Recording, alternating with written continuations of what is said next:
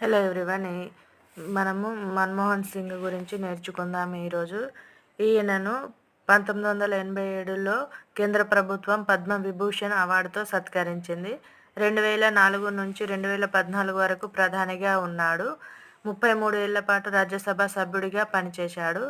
1991లో ప్రధానిగా పివి నరసింహారావు బాధ్యతలు చేపట్టగా సింగ్ ఆర్థిక మంత్రి అయ్యారు. మొత్తం ఈయన 7 చట్టాలను చేశాడు. అందులో ఒకటి మహాత్మా గాంధీ జాతీయ గ్రామీణ ఉపాధి హామీ చట్టం 2005. 18 ఏళ్లు పైబడిన గ్రామీణ ప్రాంత ప్రజలకు జీవన భద్రత కల్పించేందుకు ఈ చట్టం రూపకల్పన చేశారు.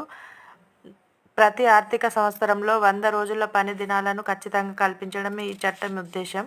2005 ఆగస్టులో పార్లమెంట్ ఆమోదించిన ఈ చట్టం 2006 ఫిబ్రవరి నుంచి దశల వారీగా దేశవ్యాప్తంగా అమల్లోకి వచ్చింది. అదేవిధంగా రెండవ చట్టం గృహహింస నిరోధక చట్టం 2005. రాజ్యాంగం కల్పించిన హక్కులను కుటుంబంలోని మహిళలకు మరింత సమర్థవంతంగా అందేందుకు ఈ చట్టం చేశారు. అత్తగారింట్లో వేధింపులు, భౌతిక దాడులు నివారించడమే ఈ చట్టం ముఖ్య ఉద్దేశం. 2005 సెప్టెంబర్ 13 నుంచి పార్లమెంట్ ఈ చట్టాన్ని ఆమోదించింది.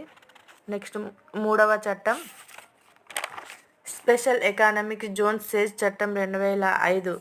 పరిశ్రమలకు అవసరమైన మౌలిక వసతులను కల్పన, సింగిల్ విండో పద్ధతిలో అనుమతులతో పాటు ఎగుమతులను ప్రోత్సహించే ఉద్దేశంతో ఈ చట్టం రూపొందించారు. అదేవిధంగా సమాచార హక్కు చట్టం 2005. ప్రభుత్వ పాలనలో పారదర్శకత, జవాబుదారీతనం పెంచేందుకు దీన్ని రూపొందించారు. నెక్స్ట్ జాతీయ దర్యాప్తు సంస్థ చట్టం 2008. 26/11 ముంబై ఉగ్రదాడుల అనంతరం దేశంలో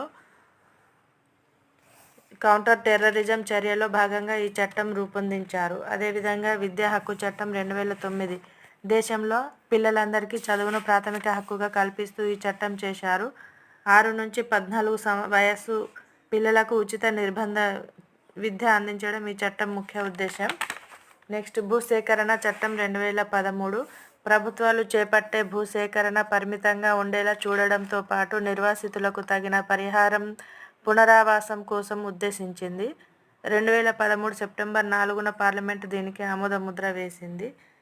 నెక్స్ట్ మన్మోహన్ సింగ్ కొన్ని కీలక నిర్ణయాలను చేశాడు. 2008లో 60,000 కోట్ల రైతు రుణమాఫీ.